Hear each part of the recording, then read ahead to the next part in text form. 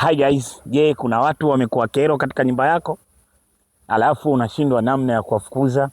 Yaani wale watu wapo katika nyumba yako ndani kwako, alafu unashindwa namna ya kuwafukuza na unahitaji waondoke katika nyumba yako. Nataka nikuelekeze namna ya kuwafukuza watu ambao unaona kwamba hao wanahitaji kuondoka katika nyumba yako. Ni wepesi sana. Chukua pilipili kichaa, pilipili kichaa kavu. Kama utapata mbichi zianike, afu zikauke, kisha zisage zile pilipili kichaa. Alafu chukua tuchukua fagio la ukindu.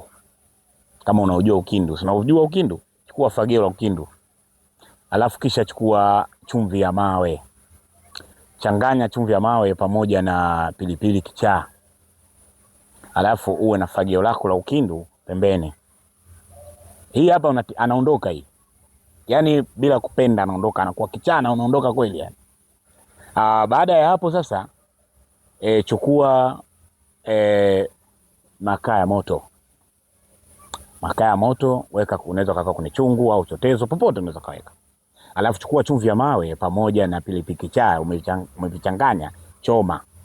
Baada ya kuchoma itakuwa inatoa moshi na kutoa cheche zile. Alafu chukua ule fagio la ukindu lile, fanya kama unamfagia, alafu ukiwa unaongea maneno ya kumtimua ule mtu na kutamka jina lake na kumtimua ule mtu, anaondoka.